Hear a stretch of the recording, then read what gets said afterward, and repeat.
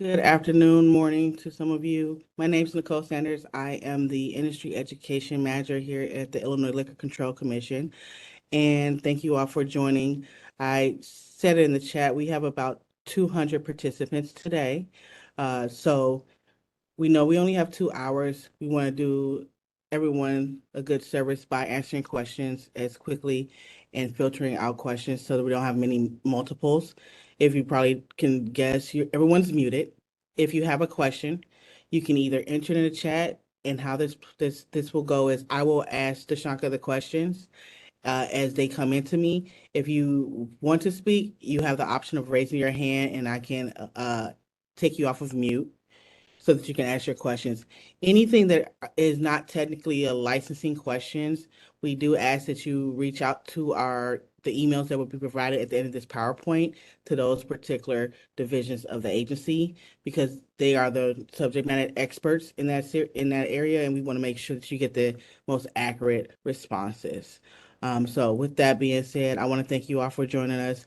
We decided to do a webinar because we know that our retailers, everyone has always has a lot of questions, and sometimes you guys can't get to uh, the licensing department, or the responses don't come as quickly. So this is our opportunity to be a transparent and give you as the best responses in the quickest way that we think you can. We will host these on a potentially quarterly basis, so you'll be able to continue to ask questions throughout the year, especially as things change with the liquor in Illinois. Okay, so with all that being said, we do have our licensing administrator here, Dusanka Marion, and she will go ahead and take it from here. Thanks, and please enter your questions into the chat. All right, Dashanka, it's all yours. Thank you, Nicole. Want to thank everyone today as well for joining us with today's licensing webinar. We're here to answer a few of the questions that some of our licensees and participants may have. Thank you, Nicole, for putting this together, and we look forward to having more of these as things evolve and change within our industry. So as Nicole had mentioned, my name is Dushanka Marian. I am the licensing administrator for the State of Illinois Liquor Control Commission. And I also wanted to introduce some of our other licensing staff members.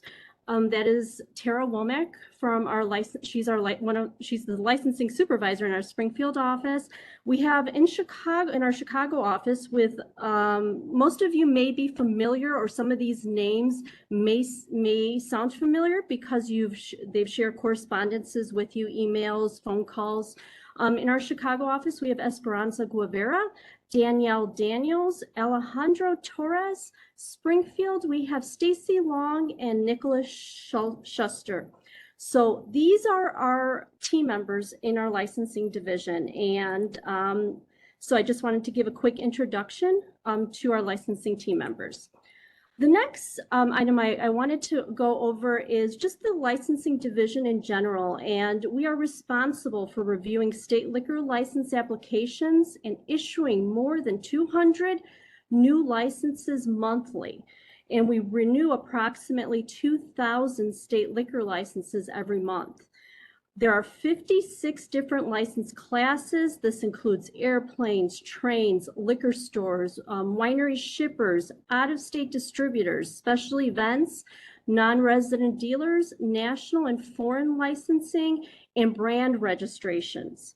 This division has staff in both the Chicago and Springfield offices and provides assistance to licensees to facilitate the license issuance process. State of Illinois, like many other states, we have a three-tier system. And this includes the 3 tiers, which includes the manufacturing tier, which is our brewers, our distillers, our wineries. The distribution tier, which is the 2nd tier. And the 3rd tier is our retailers. Those are our bars, our restaurants, our liquor stores, convenience stores. The next slide gives you just a little bit more of an overview of how product is brought into Illinois and the licensure required, who is licensed, is in reference to the three-tier system. So you have U.S. manufacturers that are inside Illinois. Then we have non-resident dealers. We refer to non-resident dealers also as suppliers. You can be a resident of Illinois to be a non-resident dealer. So sometimes there is some confusion in reference to the actual license title, non-resident dealer. But just to clarify, that is a supplier's license. And you can be a Illinois resident to apply for a supplier's license. Importing distributors, and retailers. So the product is brought in by a supplier, sold to a distributor, and then sold to the retailers. That is how product is brought to and sold. That's the flow in the state of Illinois. We are a dual licensing state. What that means is if you're selling alcohol to the general public, the Illinois Liquor Control Act requires a local retailer's license be issued before an ILCC license for that premises can be issued. A lot of times, every state is very different. There are some states that only require a state liquor license. In Illinois, you are required to have a local liquor license from your local jurisdiction first. That is the city, county, town, whatever local municipality has jurisdiction over that location. Without a local retailer's license, a licensee cannot sell at retail. So what we've seen is a licensee may obtain their local liquor license from the village, city, or town, and they don't realize, they think they can open right away. They don't realize that they need that state of Illinois liquor license as well. If we have any local municipalities attending today, I would like to thank them for working with us to ensure that they also communicate to their applicants that once they are issued this local license, they are to also make sure that they apply for a state of Illinois liquor license. I do suggest that when you apply on the local level, go ahead and download our application, the State of Illinois liquor license applications. They're all available on our website, and you can start filling it out. At least have it completed. You know what you need. You can't submit it in the case of a retail licensee until you have local approval, but at least you can have it filled out. And that'll help when you do get your local liquor license, at least that portion has been completed. Local liquor commissioner issues local licenses for privilege of sale at retail only. If the local license is valid, expired, suspended, revoked, both licenses are invalid. So what we also see sometimes is if the local jurisdiction, for example, they may, let's say they revoke or suspend the local license, you're not able to sell alcohol with just a state license. If that local license has been inactivated, revoked, suspended, then you must cease the sale of alcohol. Now, if sell other products, that may not pertain to that specifically, but you will have to cease the sale of alcohol.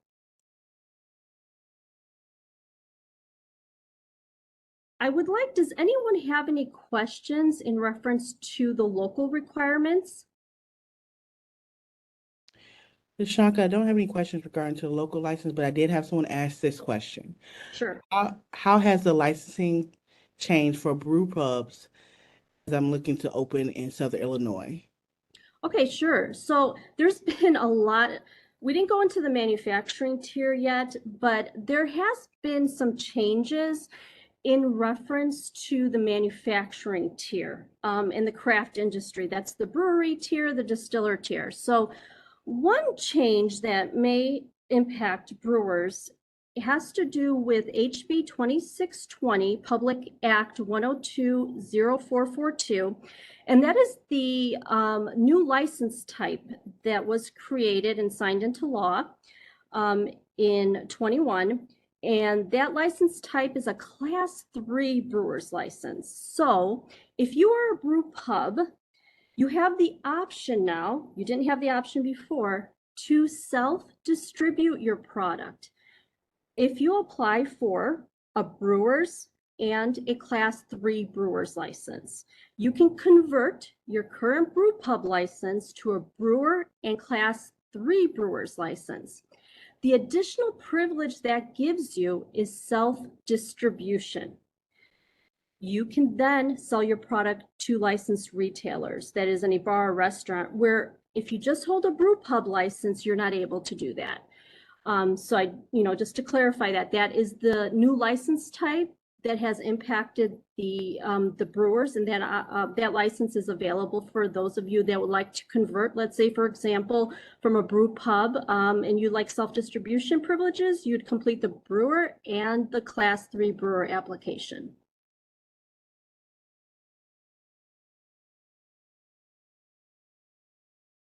Do you have any other questions that came through? I'm going to give you one more question before you, Sure. I know you have to proceed with the rest of the presentation. Does the state of Illinois ever plan to combine the renewal process for state and cities like other states offer?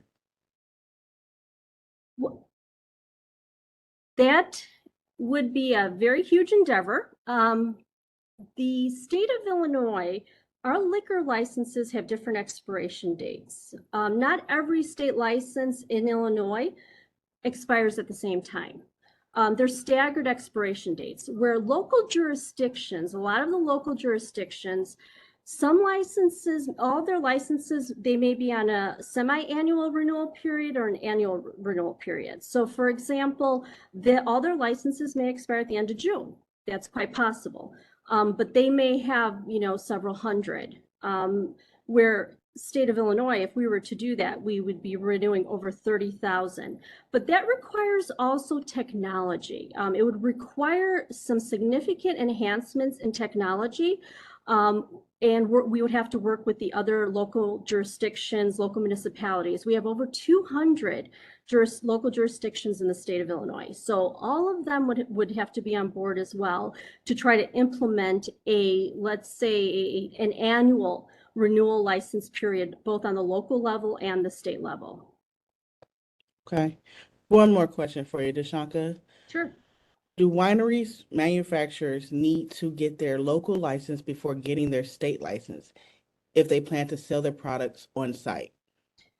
That's a very good question. And the answer to that is yes, because winery classifications are just a little different. If you would like to sell product on site to the general public, you need to not only get a first-class winemaker's license, which gives you the ability to manufacture wine, you're also going to need a winemaker premises license. That gives you retail privileges. That license requires local approval. And I'd like to clarify that for the brewers, distillers, wineries in general. You are required, even though, let's say, a brewery and a distillery, we don't require that you get a separate retail license or a separate premises license, like wineries have a separate premises license. You always have to have local approval. We are a dual license state. Before local retail license from the local jurisdiction, before you can begin selling to the general public. That's very important.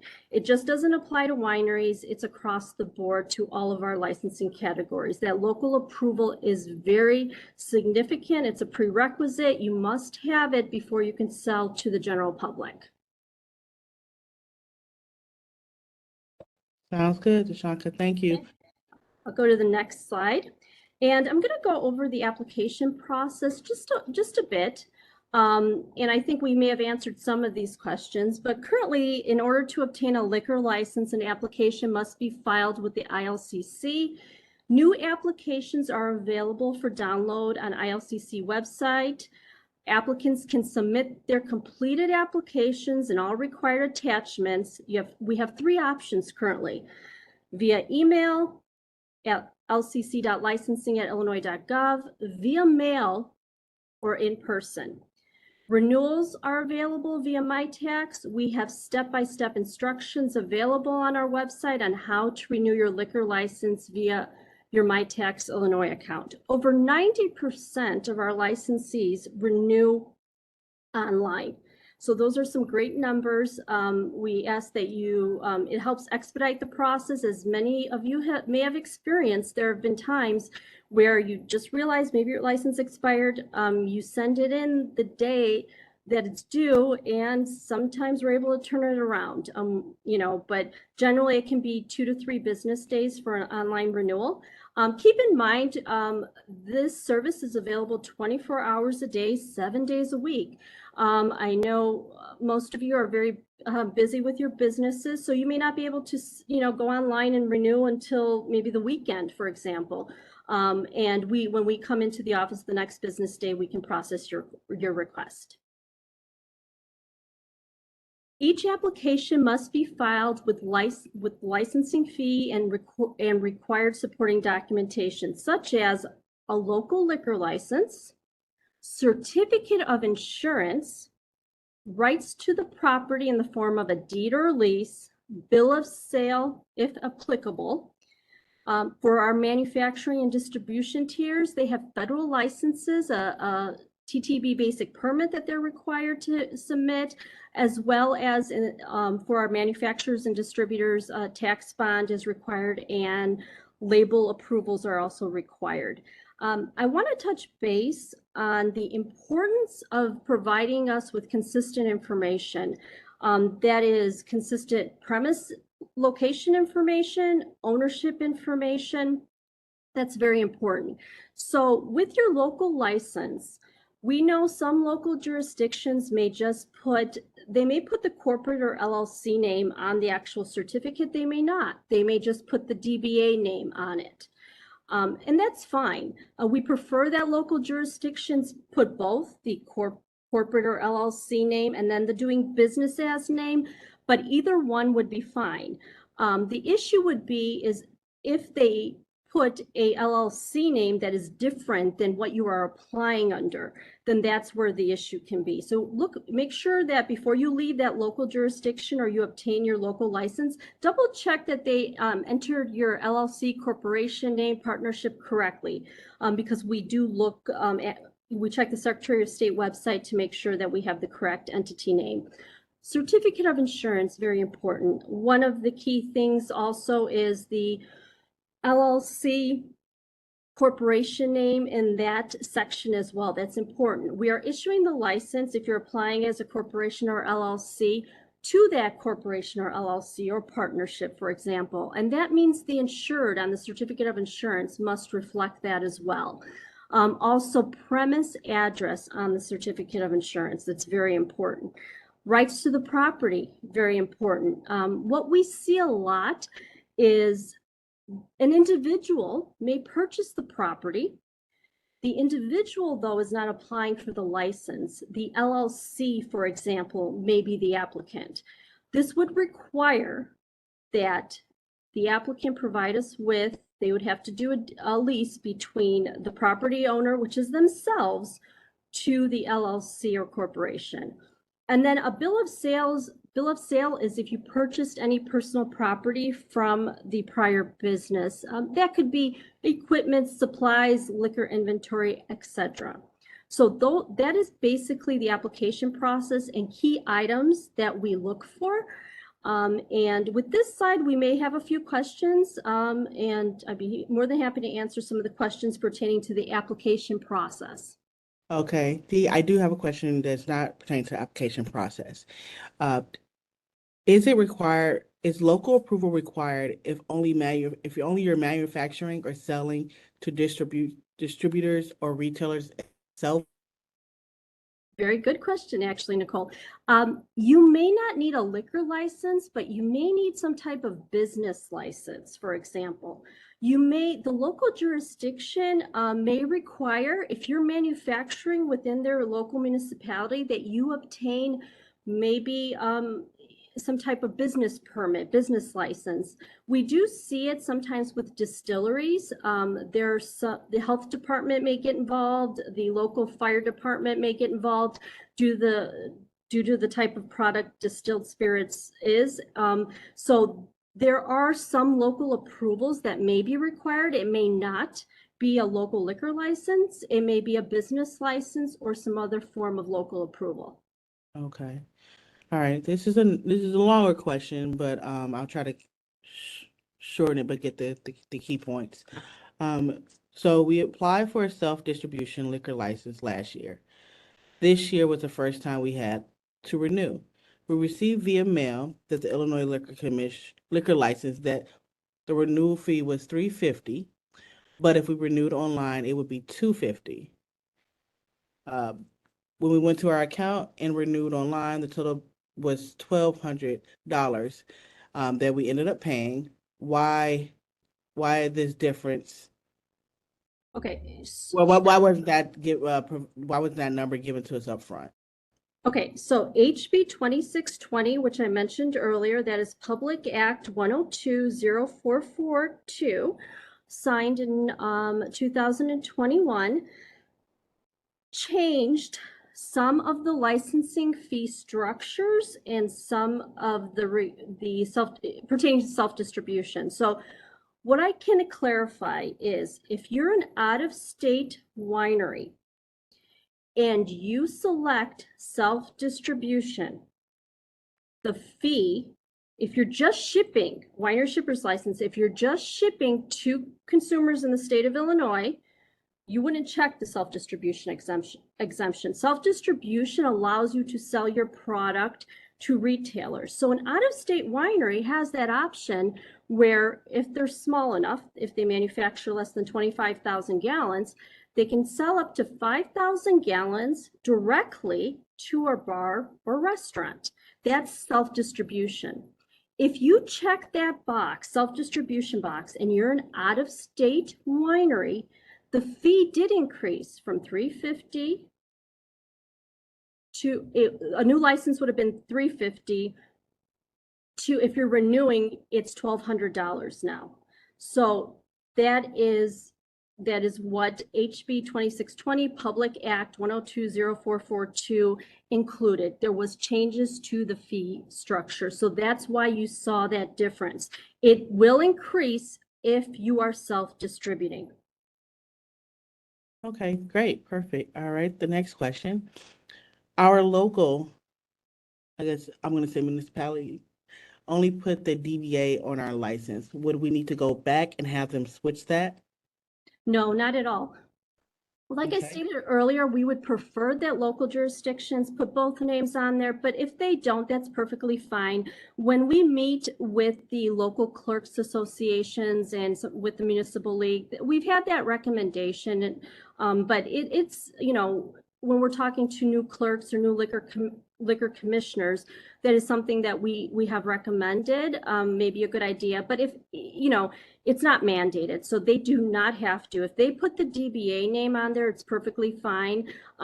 Sometimes if they put both names, it helps us a little bit, so we know that there's been a change of ownership. The example I like to give is, let's say Joe's Bar Inc. is the licensee, DBA is Joe's Bar, and a the business is sold and a new applicant comes in and they give us a license that just says Joe's Bar. Really no way for us to know if they were using the prior owner's license or if the license they're handing to us is the prior owner's license, because they're doing business as the same name. So when they have a different LLC or a corporation, that automatically differentiates between the two and helps us understand that portion of it. But it's not mandated, not at all. Okay, perfect. I'm going to ask you two more questions before we continue. What do we need if we are buying an active business to transfer that license to the new owner? So these are all very good questions. The participants today are asking some wonderful questions. This question actually is something that we deal with on a weekly basis, and it's good to, and I'd like for all of you to know there's options out there. So if you have two options when you're buying a business, and let's just use bar restaurant, for example, that retailer business type. You can do a change of officers, which means you can sell the business, all the assets, and the new owners are going to keep the same name and keep the same tax numbers. They can change the DBA name, but they would have to keep, let's say the license is in a corporation or LLC. All they would have to do is, if they're keeping the same FEIN number, excuse me, and sales tax number, is apply for a change of officers. And the license is transferred to them. Excuse me. But that's all they would have to do in that case. If you are keeping the same tax numbers, keep that in mind. If the tax numbers, that's the federal employer identification number, and employee in Illinois business tax number is remaining the same, you can do a change of officers and the license is automatically transferred to the new owners. And they keep the same expiration date. You just have to comply with what's on the change of officers.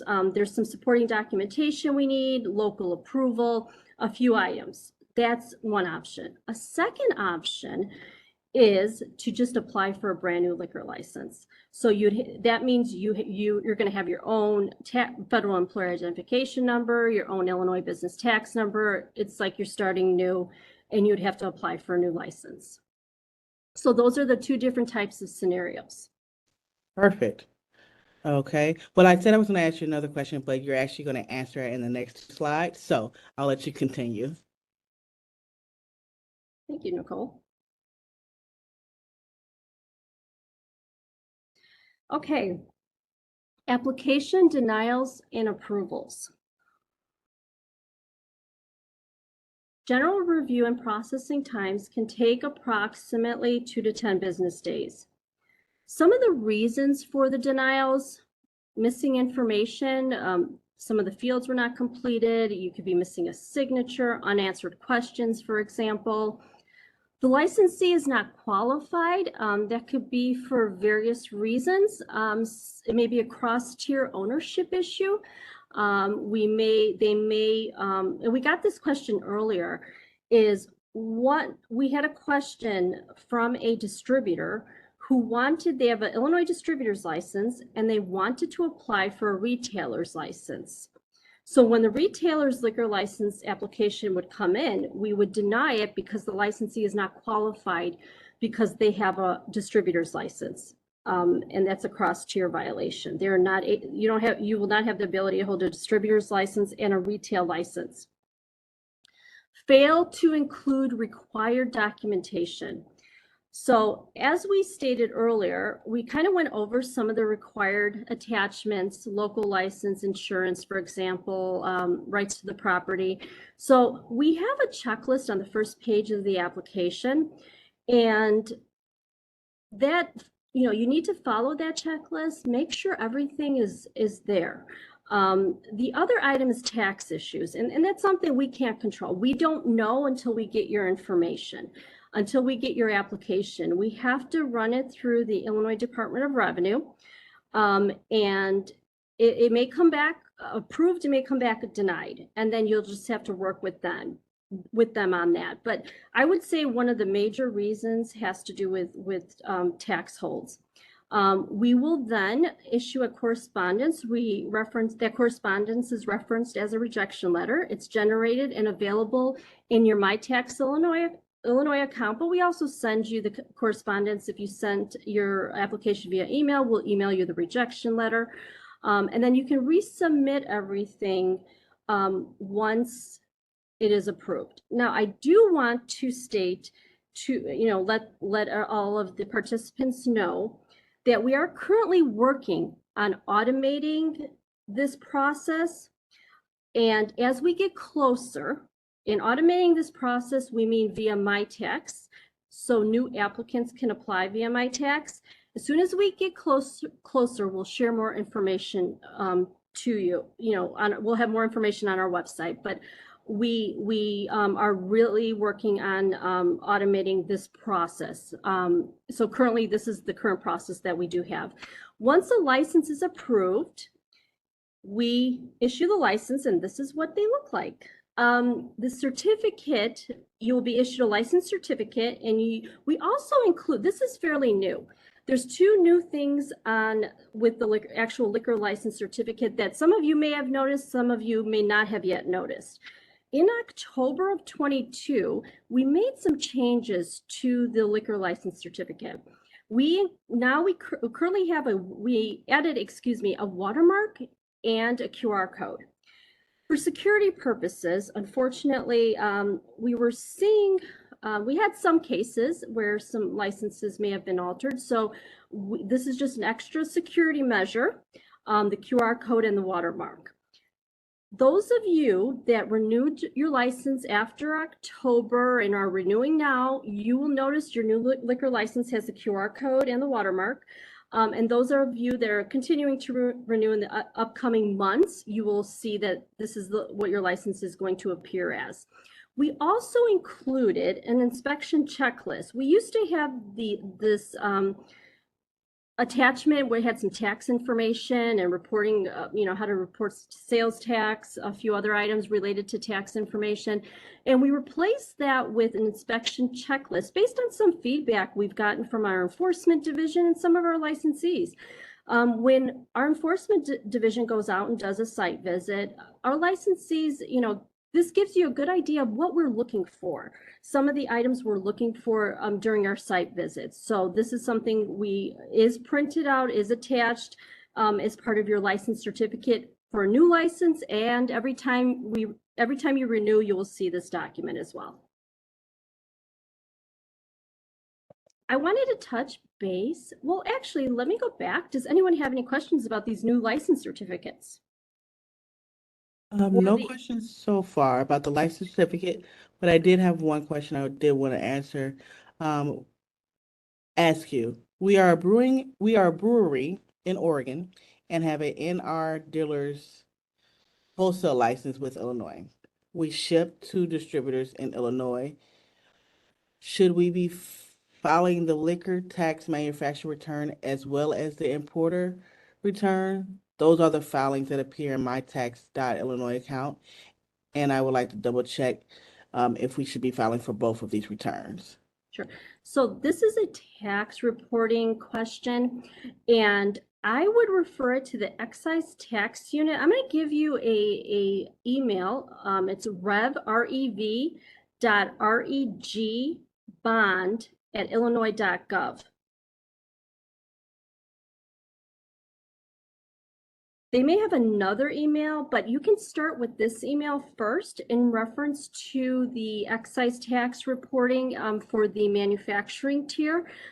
Go ahead and send them an email, and they can assist you with what would be required as far as the tax reporting goes. Hey, Deshanka, I'm putting it in the chat. I'm going to reconfirm with you again. rev.reg, the word bond, like James Bond, at illinois.gov. That is correct. That's the general bond division that we work very closely with. I think they may have another email for a separate email for excise tax, and I don't have that with me right now. I have an idea what it may be, but I don't want to misstate it. So we can go back and put that information in later date, that division email. But I do know that they do respond very quickly. We've sent some questions to that email, and they've responded very quickly. Okay. All right. Let me ask you one more. Should I stay in order? To the person that asked, yes, this webinar will be recorded and it will be on our website and probably YouTube as well, our channel. Okay. Next is, if you are selling your wine business, how do you go about transferring all licenses? I think you already answered this question, so if you want to just give a quick response. Sure. So you mentioned the question was wine business, so it's a little vague. So I'm gonna just assume it's maybe a retail location. If it's a retail, maybe it's a wine shop that sells to the general public. If you are selling that business, you have two options. The new owners can keep your same tax numbers, and they can do a change of ownership, change of officers, and then the license is transferred to them. Or if the new owners decide, we want our own we're going to apply under our own federal employer identification number, Illinois business tax number, then they would have to apply for a new liquor license. I think it's key just to clarify, because we do get this question quite a bit. When do I know I need a new liquor license? If the tax numbers are changing. If you're getting a new federal employer identification number or Illinois business tax number, that constitutes a new state of Illinois liquor license. Okay, perfect. One more question before you continue. Once we pay the renewal fee, while waiting for the new license to be processed, does the receipt show as proof the license has been renewed, and can the store continue to sell products?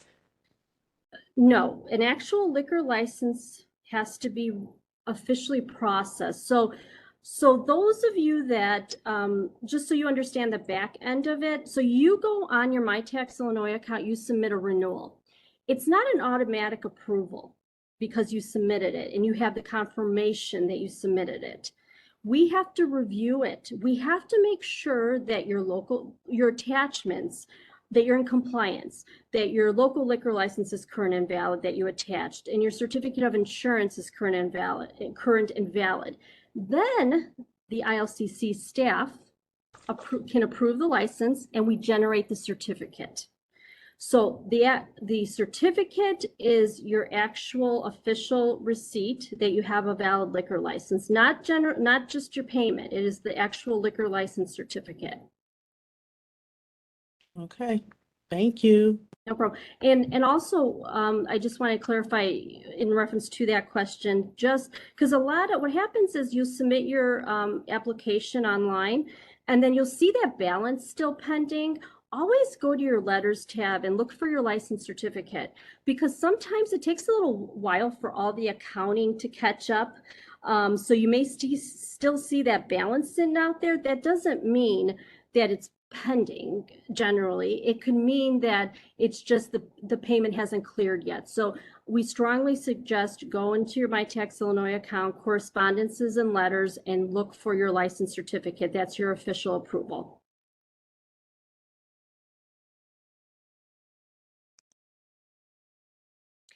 Okay, I'm going to move to the next slide, which is special events and special use permits.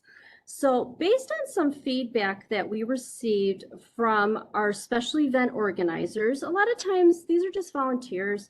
It may change from year to year. And accessing MyTax Illinois with the user ID and password can be a little challenging because you may not know what that is and you need to reset it. So what we did is a few weeks ago, it's on our website right now. We're including this instructional document. There's a few more items, few more resource tools that we wanted to provide our applicants, especially when it comes to user ID and password resets, for example, and where you need to go to reset this. The State of Illinois Liquor Commission shares a database with the Illinois Department of Revenue, and there's a lot of security features that, because this is a tax-based system, that we as the Liquor Commission also have to have our licensees comply with. So that is why you have to go through the Revenue MyTax Help Center to get your password reset and possibly your email. There's two-factor authentication, so it may go to an email from an organizer, a person that is no longer with the organization, not for profit. So this document is on our website under the special event icon. It is the first 2 pages will have this information so it can get you started, because you need to be able to get in order to apply for your licenses. I also wanted to mention we are strongly encouraging all of our special event and special use permit licensees to apply via MyTax. Especially in 2023, there's a big effort to get all of you to apply via your MyTax Illinois account. We get payment right away. It will streamline the process, not just for you, it'll streamline the process for all of us. So it's very important if you can log into your MyTax Illinois account. Even if you have events coming up this summer, go ahead and try to get that user ID and password set up now so you're able to get in.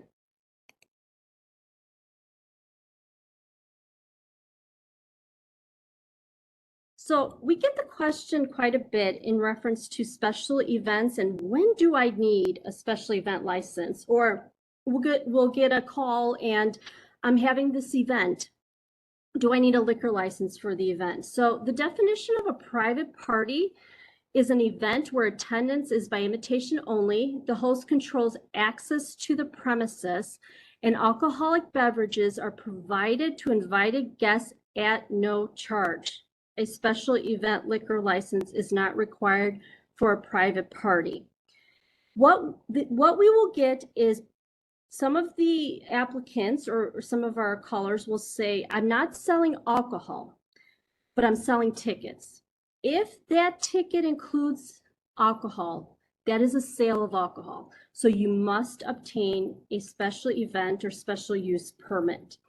What is the difference between a special event and a special use permit? I'm going to touch base on the special event, and that is a license you'll see with a prefix number of 4A as an apple. It's issued to a registered not-for-profit organization. You must be registered with the Illinois Secretary of State as a not-for-profit. Those not-for-profit organizations that are applying for this license, please make sure that you're up to date with your annual reporting with the Illinois Secretary of State. Because you don't want to run into a situation where you submit your state application, the event is tomorrow, and you're not in good standing, or your not-for-profit organization is dissolved. So just make sure that you're in good standing with the Illinois Secretary of State. There's some annual reporting requirements that your organization should be familiar with filing. If you have questions about that, just give us a call. We can assist you and get you to the direct departments. Local approval is also required for a special event and a certificate of insurance. So you always, if you're having an event, always start with the local jurisdiction. That's the village, city, or town that you're in, where the event is going to take place. You will need that local license and that insurance first. Does anyone have any questions about special events, particularly for not-for-profits, for example? I don't see anything coming through, but I do have some other questions if you don't mind asking them, Sure. answering them. If a person is on a county board, can they have a liquor license in their name? Well, it depends on if they have jurisdiction over the approval or issuance of the license. Do they vote on the issuance of the license? What we can do, there's a statutory reference that we can send over to you. There's in our statute that we can send and see if that applies. But it does depend on the circumstances and who is approving, who's authorizing, how much jurisdiction does this individual have over the issuance, denial, or revocation of the license. Okay. All right. The next question is, if there has been a change in business ownership, does the liquor license need to reflect this as well? If so, how to notify the state of percentage change in ownership? Okay, good question. I touched base earlier on the change of officers, and I mentioned there's 3 requirements, and I'll clarify the 3 requirements. If you're doing just a change of ownership, that means everything else is staying the same. Those tax numbers are staying the same. The number 1 requirement is proof from the local municipality. That is, we'll need a letter from the local jurisdiction indicating that they have approved these individuals or this individual as the new officer or owner on the liquor license, or this individual has been reported to the local jurisdiction as the new officer or owner. So local approval absolutely is required when doing a change of ownership. The second item would be evidence of the transfer. And the third item would be just updating your tax registration to reflect the new owners or officers. Okay. The next question is, where do you get the human trafficking posters? Checking online. All right, I'll answer that question in a second. The next question is for the automated initial application process that is currently being set up. Is there going to be a method for attorneys to apply for the license on behalf of the client?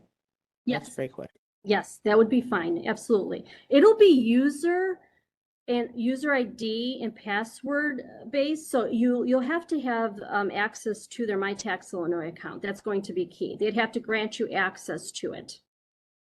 Okay. And this one is just a thank you for the inspection checklist. It was very helpful. You're welcome. That's wonderful. That's feedback from, from our licensees. Yes. All right, we'll give you one more question. We have a question regarding the warehousing. Can an importer with a TTB permit store liquor in Chicago without having an Illinois liquor license? No, you cannot store, sell, offer for sale without a valid state of Illinois liquor license. We get this question a lot from new distributors that are looking to apply for a license and don't have their federal license yet. They're waiting for it. They don't have their state license yet. They're waiting for it, but they've already made possibly some arrangements from the foreign supplier to have the product brought into the United States. So I strongly encourage anyone that is applying for a distributor's license to wait. Do not make any arrangements until you actually have your state of Illinois liquor license, because you can't store that product in the state of Illinois without that liquor product without a valid license. Okay, perfect answer. And I do have an answer for the human trafficking poster. It is on our website. If you go to the resources tab and go all the way toward the bottom, there is a poster there. All right, Deshanka, I know that you're almost close to the end of the presentation, so we're gonna finish up the last couple slides and then hit the Q&A, and I'll ask the remainder of the questions. Perfect. So we were talking a little bit about special events, and I just want to clarify the special use permit license and the difference, what's the difference between a special use and a special event? Specifically, a special use permit is issued to somebody that currently holds a liquor license in the state of Illinois, a retail type of liquor license in the state of Illinois. So we have two prefixes for that. We have a 4B as in boy. That means the event is 1 day. We have a 4C as in Charlie. That means the event is 2 days or more. I do want to stress one thing is you can have, it's 15 days per application. They don't have to be consecutive days, okay? So just keep that in mind. I think some people think that an event, they have to send us numerous applications, because let's say the event is, not consecutive. It's every Thursday for 15 Thursdays, let's say you can do one application. Those are not consecutive days. It's okay. You just can't go over 15 days per application. Let's say you have a 16th or a 17th day, you just have to submit another application. So I did want to mention that. So the 4B, and this applies not only to the 4Bs and the 4Cs, it applies to the 4As, which we talked about earlier, this not-for-profits.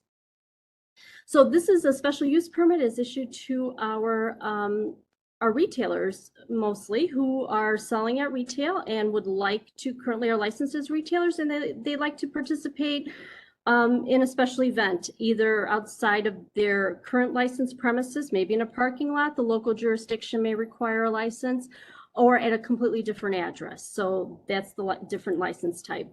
And it also allows direct delivery from the distributor to that location, that special event location.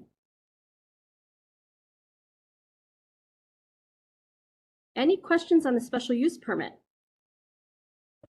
We can touch base later if there are any questions. Okay, perfect.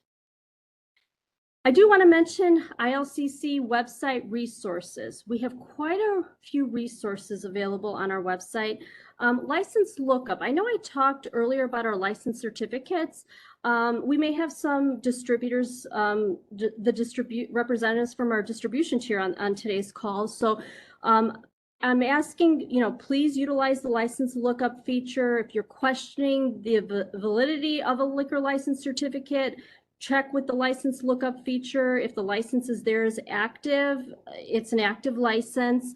Also, if you're questioning, let's say you do have some concerns with the certificate, and it's not on the license lookup feature, give us a call or email us. And I'll share some in the next slide. We'll have some email addresses, and we'd be more than happy to answer that question. Any questions you may have regarding the license certificates, license renewals. Renew liquor license online via MyTax. We have some step-by-step instructions on for those of you that need some assistance or clarification in reference to how to renew your liquor license online. We wanted to provide some screen prints and some step-by-step instructions to assist you. We also have the delinquent list link, and we have special event link as well, how to apply for a special event liquor license online. So those are all very helpful resources that you can definitely refer to.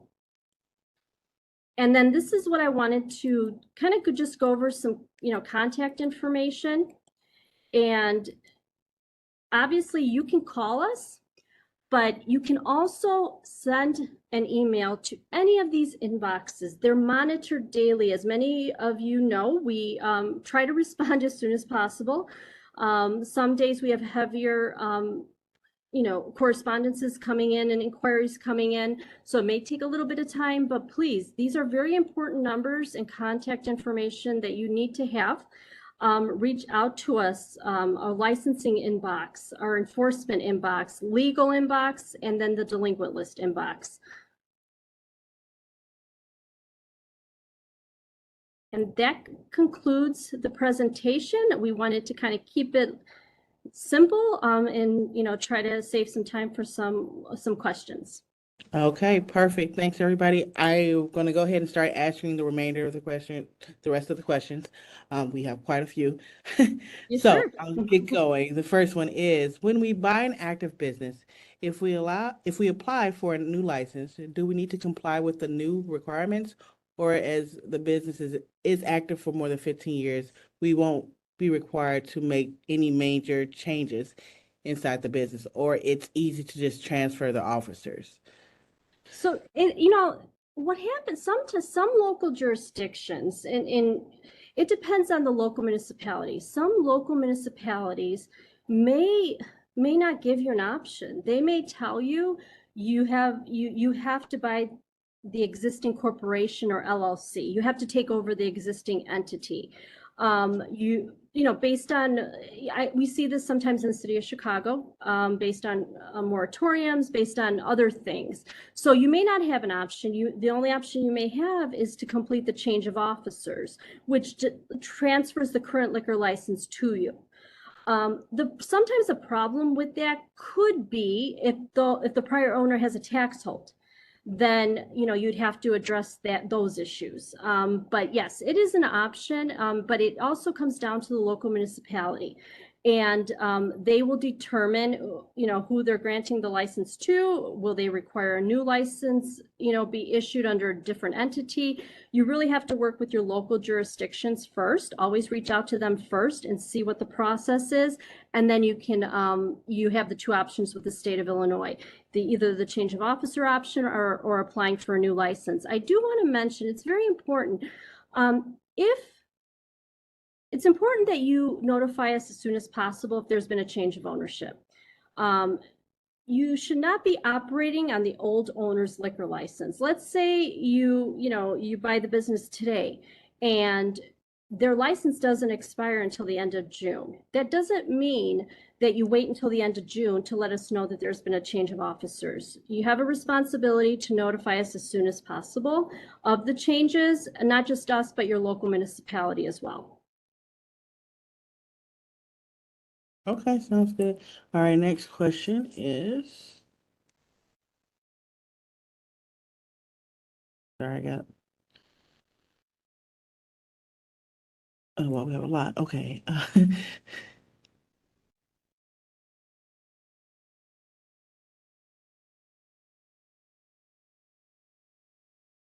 All right. On the inspection checklist, one of the items states transfer of liquor to or from another licensed location is illegal.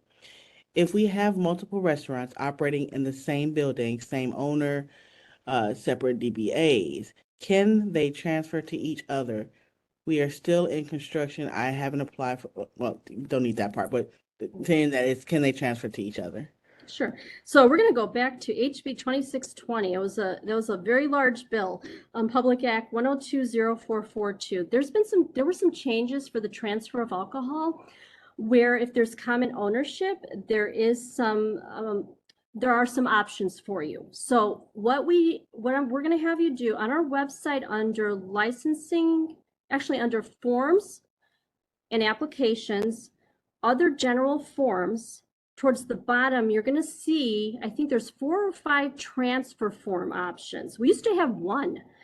Now we have 4, and they apply for different reasons. And one of the options now has to do with common ownership and transferring among locations that are commonly owned. So there may be an option for you, and there's a form though you have to complete in order and send that information to us, and our team reviews it. They may have questions based on the information provided, but there may be some options for you based on Public Act 1020442 from 2021. Oh, okay, perfect. All right, so let's do the next question is, can an importer with a, okay, so we actually answered this question. I'll repeat it. Can an importer with a TTB permit store liquor in Chicago without having an Illinois liquor license? I believe the answer to that was no. Yeah, they need to have a valid state license with the State of Illinois Liquor Commission. Yes. Okay. Okay, next one is my local liquor license does not expire until 2024, but my ILCC license expires this summer. Any chance the state will do a 2-year term instead of having to renew every year?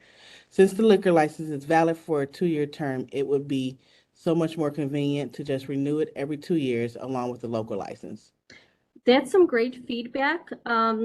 Like I said earlier, some of the issue can be that just the volume of licenses we have statewide, and not just, a lot of our licensees are not just in Illinois. We issue licenses all across the country, to out-of-state suppliers. That's something that we had looked into. There was some logistics concerns that we did have, but never say never. So. That's a good response.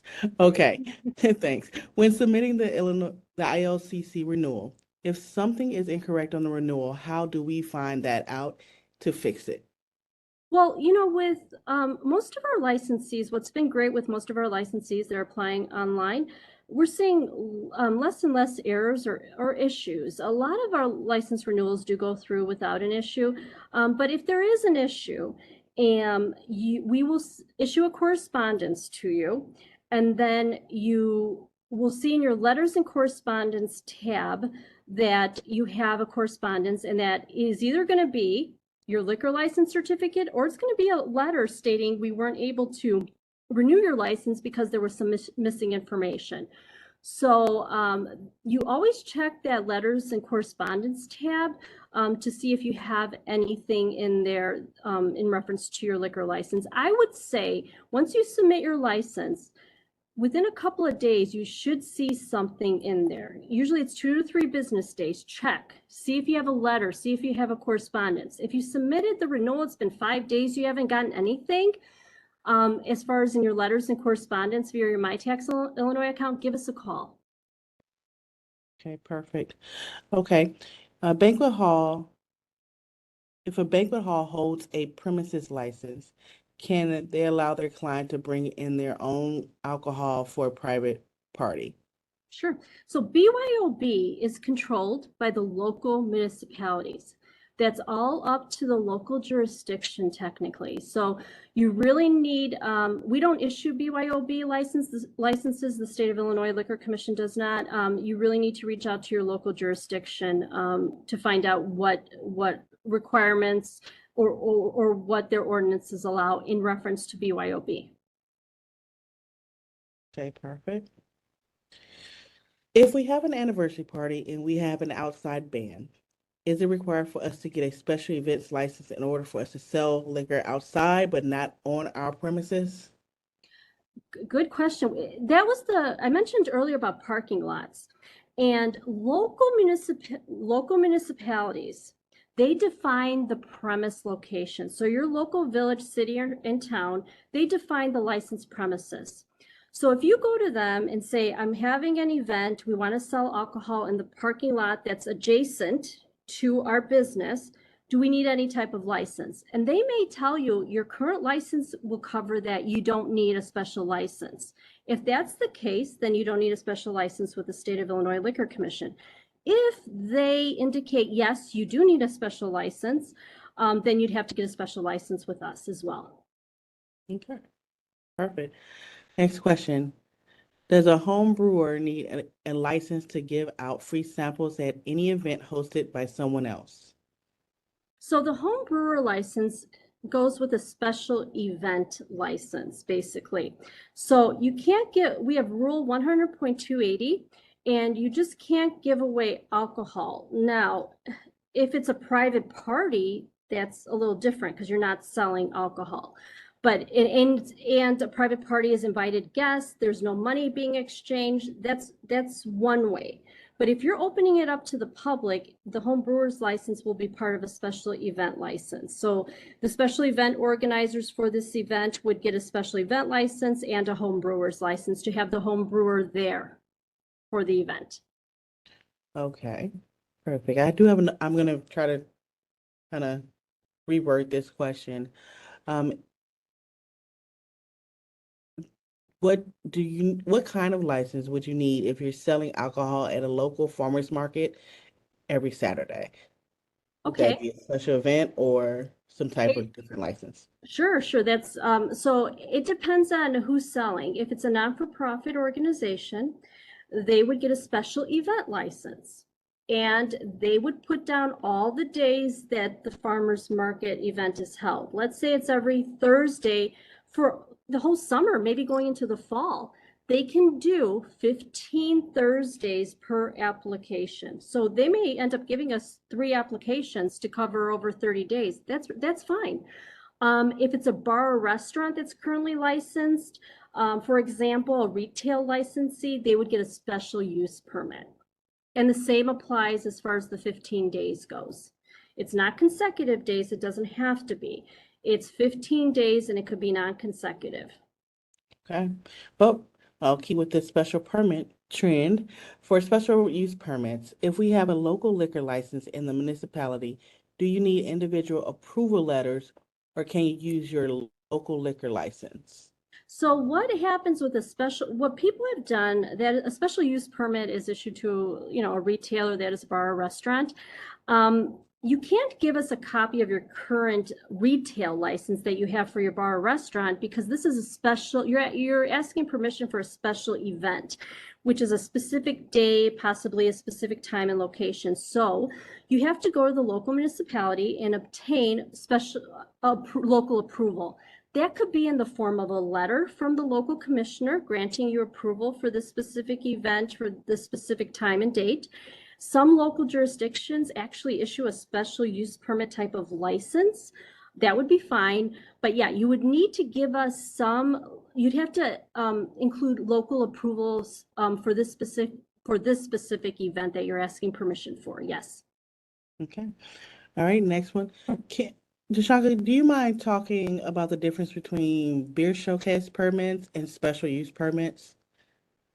Sure. So beer showcase permit right now, if you take a look at it, you will see statutorily it's only applicable, and that's it's once again, we're at Public Act 1020442 HB 2620.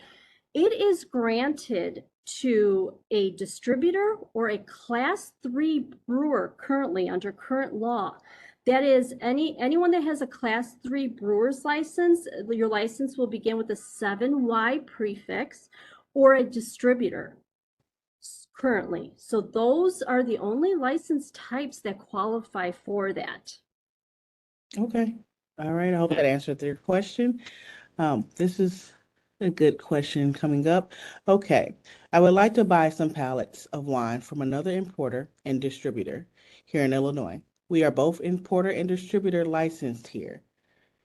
is there a procedure that we should follow, or is it, well, will it be sufficient, the sale agreement between his company and my company? For example, do I need to change the cola labels on the bottles from his importing company to mine, or can I leave his labels? That all depends on we would ask for an appointment letter. So it depends on the agreement you have with the manufacturer. Is the manufacturer aware that, who did they grant the approvals to?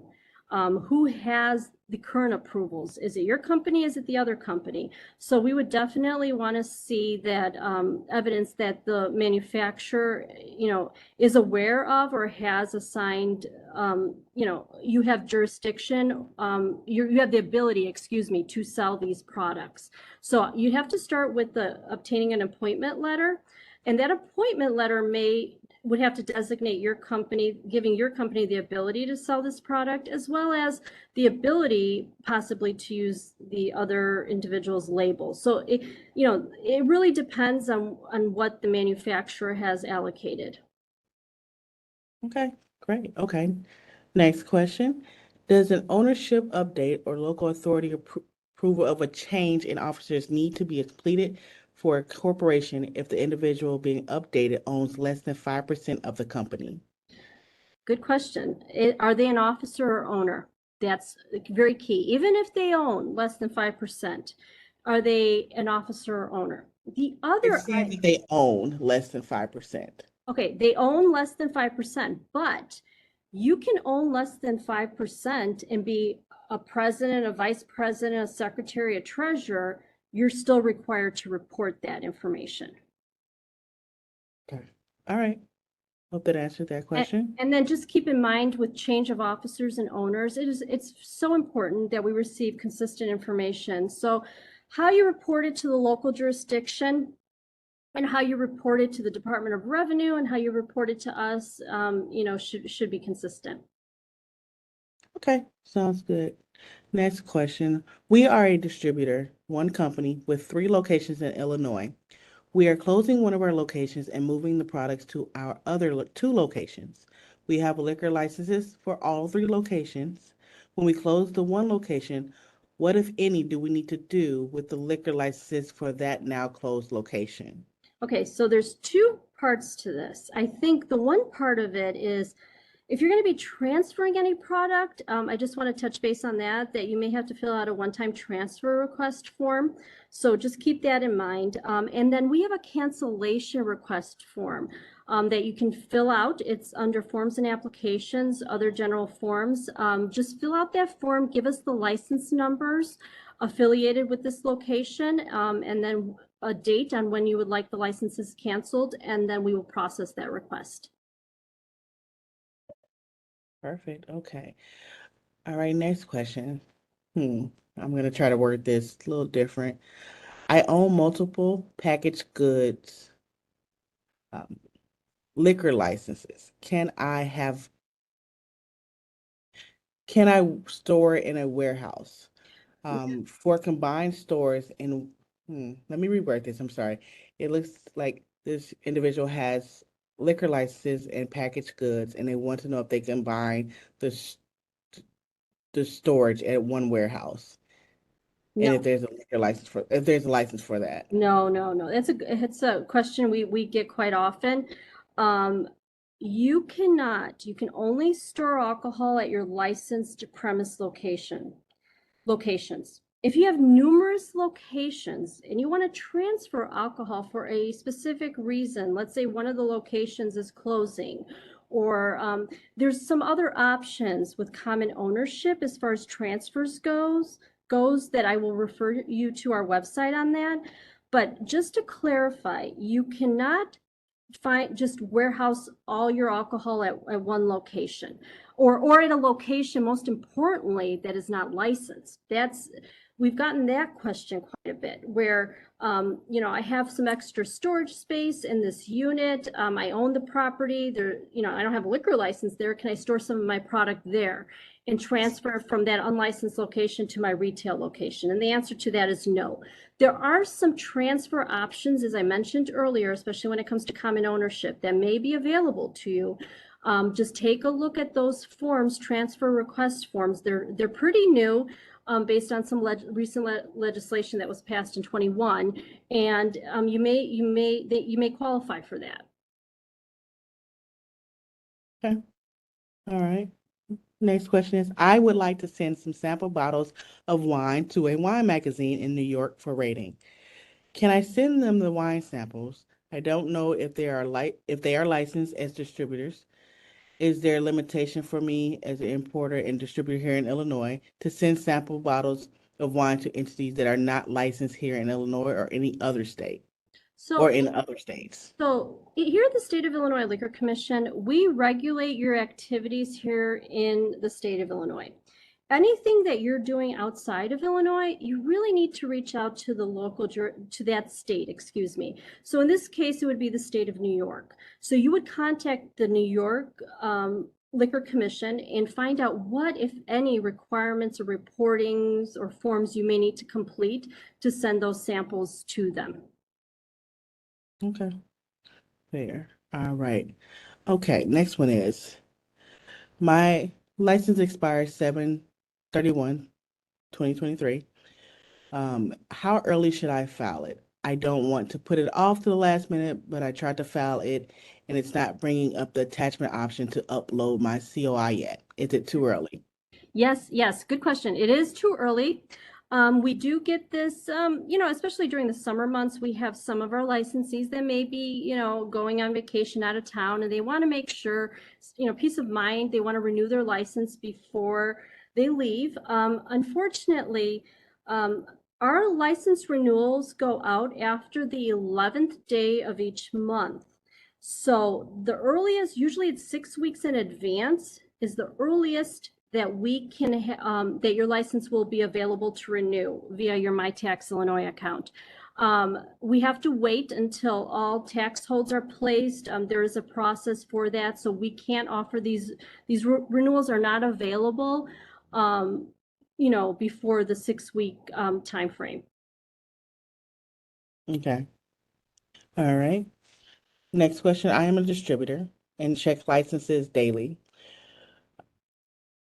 On the site, why would a license show up as either active or expired or not show up at all? Okay, so if a license shows up as active, that means it's an active license. If it shows up as expired, it's expired. If it doesn't show up at all, that's where that's where the concern is. It can mean different things. It can mean that they don't, obviously they don't have a valid license. It can mean the license was inactivated. It could mean they didn't renew their license, for example.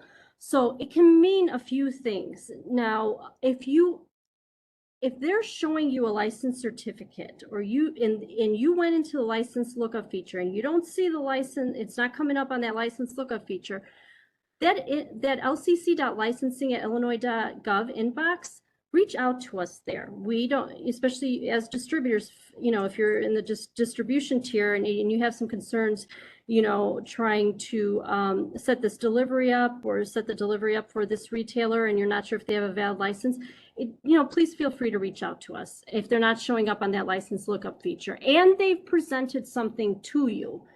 In most cases, we've also heard that from distributors also where they said they renewed it, that they have a copy of it. If they have a copy of it, they can send it over to you. And then you can check the license lookup feature. I will say though, if a license is issued right now today, we have people in our waiting area right now, for example. It's not going to show up on the license lookup until late this evening. Sometimes it's between the hours of 7 and 9 p.m. So it's quite possible that they literally just got the license today. So it's not, if you see that the license was issued today and you have a copy of it, that usually possibly means that they just got it and it's not on the license lookup. So you can wait to schedule the delivery for the next business day if you'd like, or you can, confirm with us as well. If you're more comfortable doing that and not just taking a copy of their certificate that they just emailed over to you. Okay, sounds good. All right, next question. Can a non-resident dealer store liquor in Illinois? The definition of non-resident dealer per statute does allow the storage of alcohol in the state of Illinois. Yes, it does. I think it specifically may state warehouse. The term they use may be warehouse, but it is in the statute. Yes. Okay. And this was a follow-up to the warehouse question, so that I'm going to say that's what they were asking, why they were asking. Okay. Okay. My license is expiring at the end of April. I went to my tax and I do not see a renewal yet. When does the renewal button show up? This might be the same as the previous question, but Yes, no, I'm glad. Yeah, so April, that's not going to show up until after, I mentioned the 11th day of the month, so after March 11th. And today's the 8th, so just a few more days. okay. All right, that's a question for me. While your applications are very helpful, a breakdown of licenses by type, example 4A, 3I, or I probably said that wrong, with permissible activity would be most helpful to distributors. So the first item I do want to just clarify. So those of you that you may not know, we have an active license report on our website. It's an Excel spreadsheet where you can sort licenses by license type. You can locate that under divisions, licensing, other search features, and then scroll down and you're going to see an active license report. You're going to see it's in an Excel format.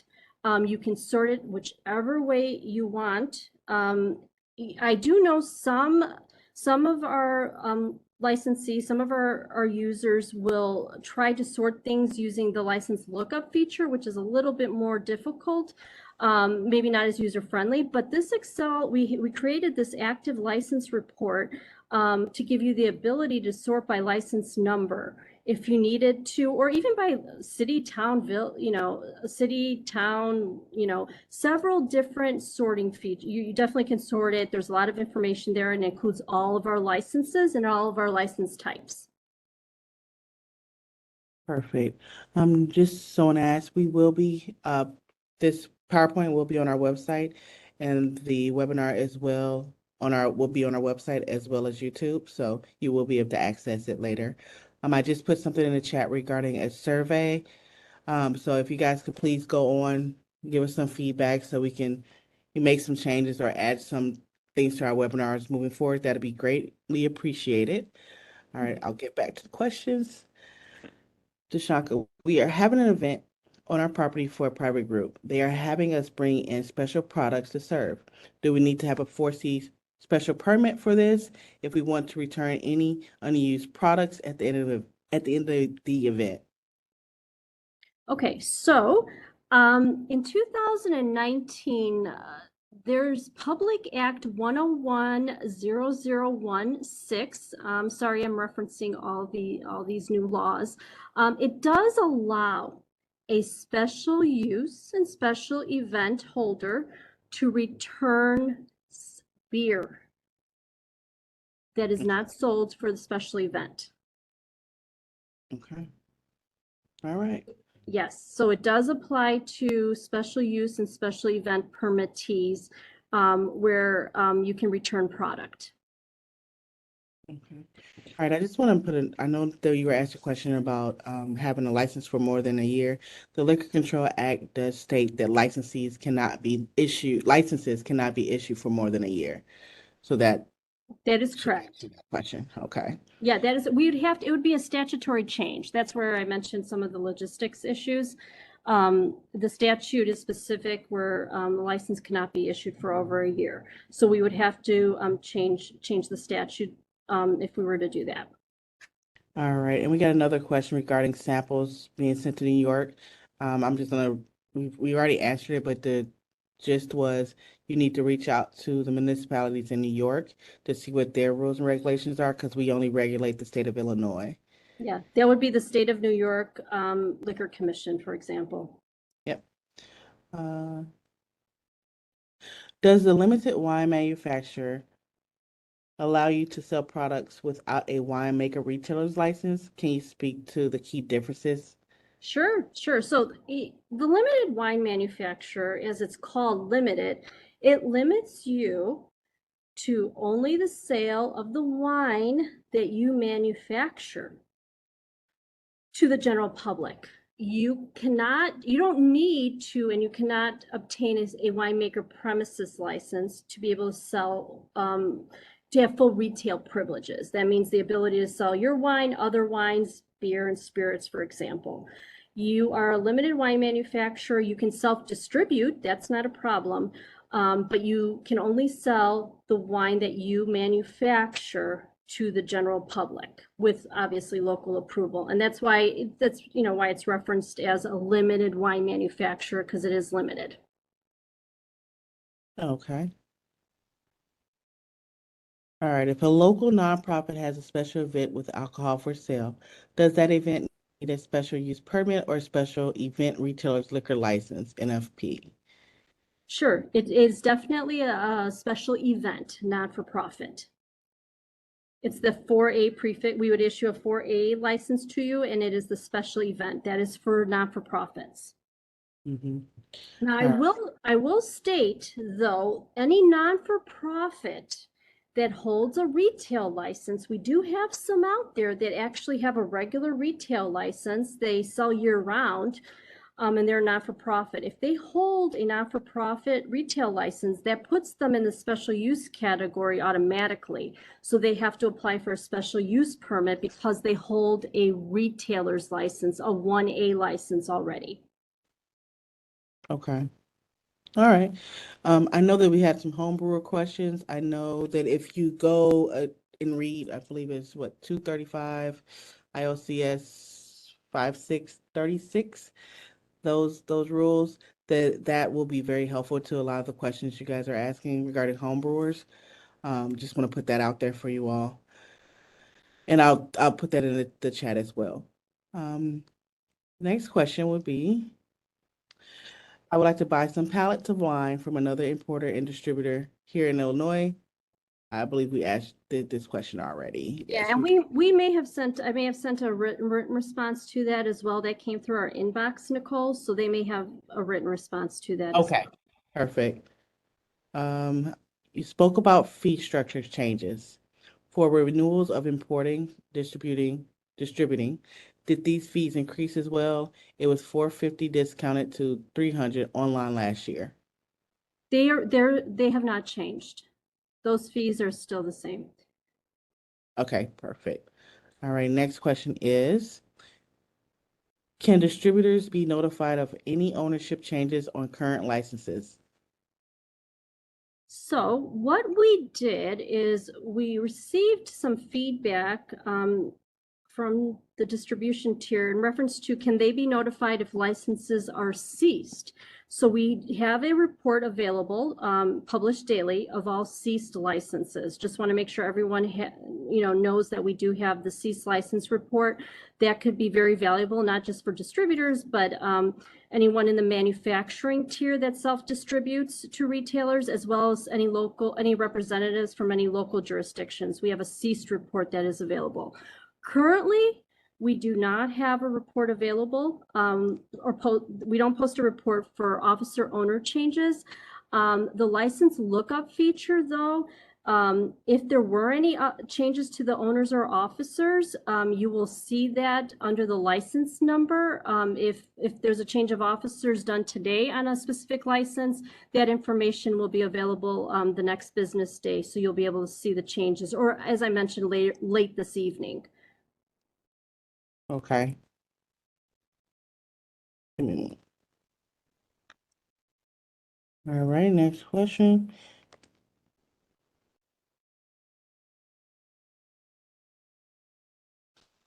All right. The next question is,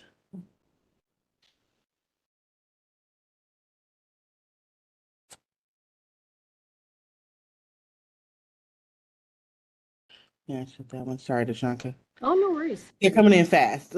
Just Oh. trying to keep up.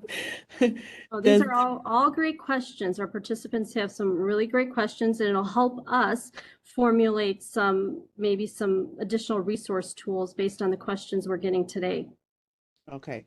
Does the beer have to be paid upon delivery with special events or special use licenses? And can beer be returned? So I do want to, I mentioned earlier the 2019 legislation, which allows, it's Public Act 1010016. We had a reference source on this, a one-page document in reference to this. It was on our website. I'll check back with you, Nicole. We may want to repost it. Okay. I don't know if it's still up. It was from 2019, but yes, to answer your question, yes, you definitely can return product. If beer, absolutely, specifically beer, the statute does reference beer specifically. Yes, you can return it to the distributor, absolutely. Okay. This question is regarding inspection checklist, and I believe it might be more of a legal question. I'm gonna throw it out there though. The what does the of value items mean? The checklist items read receiving of value in quotes items is illegal. Yeah, it could be a range of things. And of value is in a lot of times it applies to, let's say, retailers that have received something of value from a manufacturer, for example, or distributor. And it could be a variety of things. So depending on if you have a specific example, go ahead and send that. If there's something that maybe, like something like napkins, for example, is one area, and it could be completely different to a cooler, for example, of you getting a cooler from a distributor. So depending on the type of product and the circumstances, if you're kind of not sure, and you like to reach out to us, you can reach out to the enforcement division, lcc.enforcement@illinois.gov. I'm putting that in the chat for everyone. And I just put it back up on our PowerPoint. That's even better. Yes. Take it there. Yeah, any questions related to of value, it can go to our enforcement division or our legal division. And it doesn't hurt to ask if there's something that you, even not so much a retailer is concerned about receiving, but also a distributor that may have questions about of value concerns. Okay. All right. Next question is I am a class 3 brewer.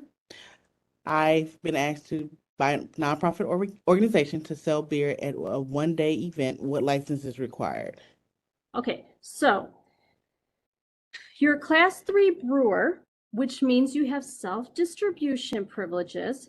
You can sell your beer directly to the non-for-profit organization, and the non-for-profit organization can sell the beer at the event. You can be there, not a problem, but the sales transaction would be from you as a class 3 brewer. You're selling the product, invoicing it to the not-for-profit organization that will hold the license, and then they will sell it to the participants. That's option number one. Option number two is for you to obtain a beer showcase permit. As I mentioned earlier, the beer showcase permit applies to distributors and our class 3 brewers. So, but there are limitations to the beer showcase permit, specifically the samples, what you're allowed to provide. And you would have to comply with that. So there are limitations to it. So you have two options. Those are your possible options. Okay. Perfect. I just wanted to circle back real quick because I know we had several warehousing questions. The non-resident dealer warehousing is only for sale to distributors. I just wanted to put that out there because I don't think we said it. Sure. Okay. Okay. All right. Next question. What do I need as a restaurant in order to be able to package and sell to carry out fresh made margaritas?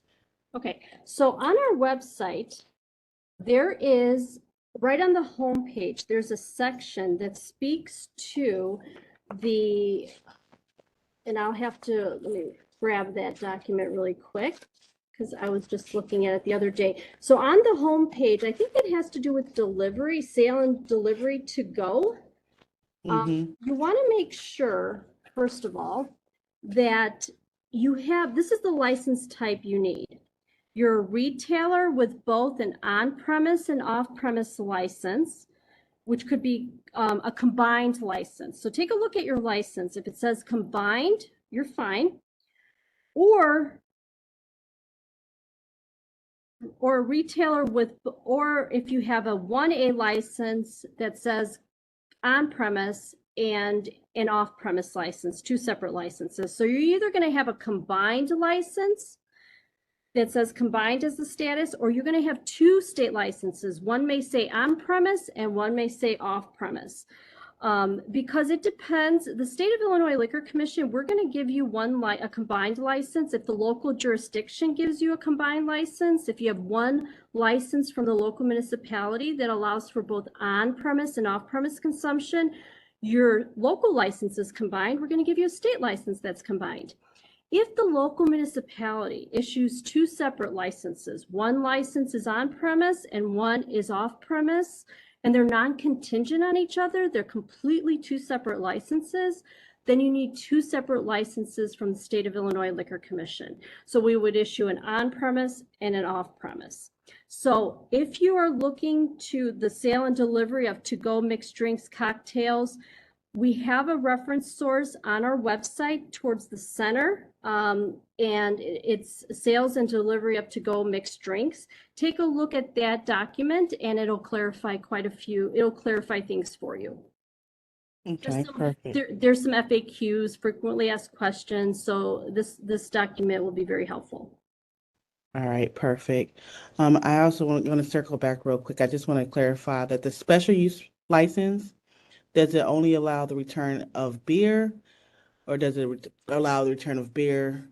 Only Not beer. wine and spirits. It's Only beer. It's Okay. only beer. Yes. Yes. The statute only references beer. All right, perfect. It was asked, and I just want to make sure we clarify that. It's a great question. Yes. All right, next question for you. All right, can you explain sampling, and can a liquor distributor provide products for sampling if you have a liquor license? Okay, so tastings and samplings. So we have, it's rule 100.285. It's under legal rules and regs. That is a great reference source. Once again, rule 100.285. And tastings and samplings can be done at a licensed premise location, and it could be done by a licensee. So a licensee, a distributor is considered a licensee as long as they have a State of Illinois distributor's license. So I would refer any sampling, tasting questions to Rule 100.285 under the Division's legal tab. Okay, perfect. Next question. Can a brew pub self-distribute? No. All right. So what has happened, and that's why they create, I'm assuming, but they created this Class 3 brewer's license, which is the newest form of a new type of a license issued to breweries. If you are a brew pub and you're interested in self-distributing, you can, what you need to do is convert your current brew pub license to a brewer and Class 3 brewer's license. You're going to ask me you're probably wondering what the additional costs are, and it's really only it's an extra $50 a year. So if you maintain full retail privileges, and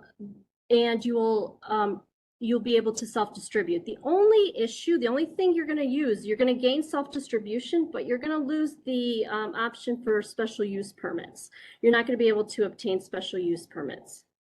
Those are the special event, special use permit licenses we talked about earlier. You can get the beer showcase permit, but you will not be able to get the special use permit. Okay.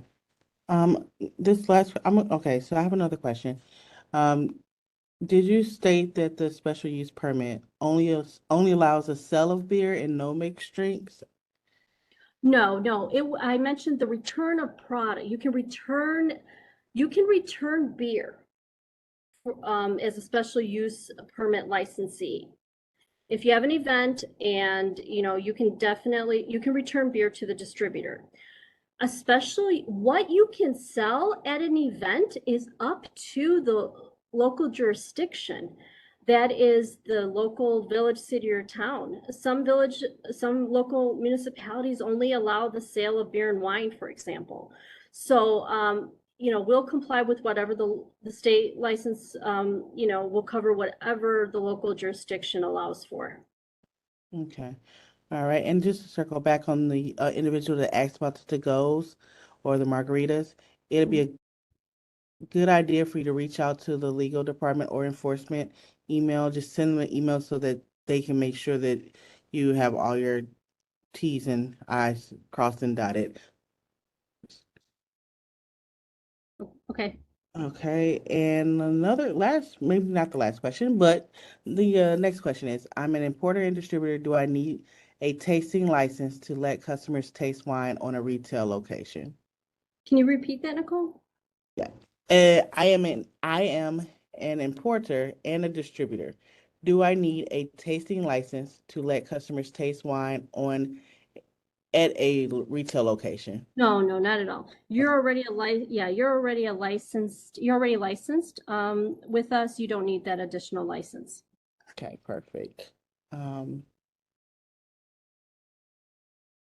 Just want to also mention that a class 3 can get a beer showcase permit. I know someone asked that question earlier. Yes, that is correct. Okay. One another question just came in, and it is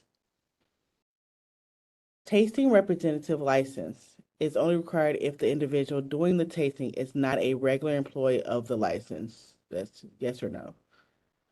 Yeah, tasting representative is not required. The tasting representative license is required for a third party, for example, that does not hold any type of state license with the state of Illinois. It may be a marketing company, for example, or maybe an individual. An individual that works for a distributor or for a non-resident dealer is not required to have one. They're employees of the distributor or the manufacturer. They're not required to have one. These are, in most cases, possibly private contractors or third parties that don't have any type of licensure in the state of Illinois, and they may qualify for the tasting rep license. Okay, perfect.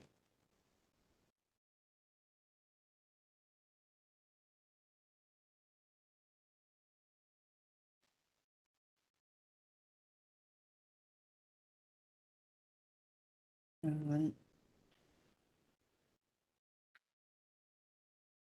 Well, I'm just saying we're getting maybe a few more questions coming in. We have about 15 minutes left. So those that, still have a few questions, go ahead and submit them now, so that we can get them answered as quickly as possible. Deshanka, really thank you again. I know this took some time out your day today, but I think it's very useful.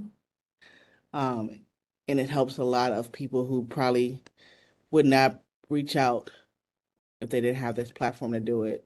No, absolutely. And I think, the participants today, they had some really great questions. And I think some of these questions, especially in the home brewer category, something we can take a look at and maybe try to draft a correspondence or clarification in reference to that specific license type, just based on the questions we got today.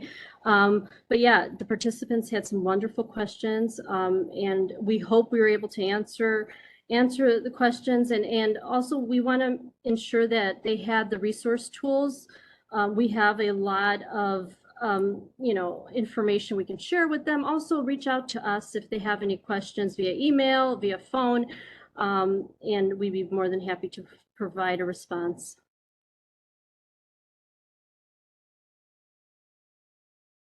Perfect. I'm going to throw a few more things in our chat just to make sure we get some things taken care of.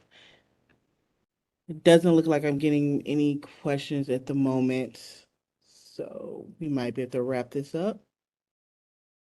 Again, everyone who's joined, if you do have questions, go ahead and submit them now so that we can ask them. If not, I would really appreciate again if you guys fill out the survey that I'm posting again in the chat, just to give us some feedback so we can, prepare for the next webinar, as we're going to do these on a quarterly basis. That way you can ask your questions as the year progresses. Thank you, everybody, for participating today. Thank you. This was very informative. We appreciate you taking time out of your days, because we know a lot of you are busy as well. So hopefully we were able to assist in some way and answer some questions that you may have. But we're here, we're available. If you have any other questions, please feel free to reach out. And thank you once again. Thank you, Deshanka, and everyone, thanks again. And we hope to see you at the next one. Have a good day. Thank you.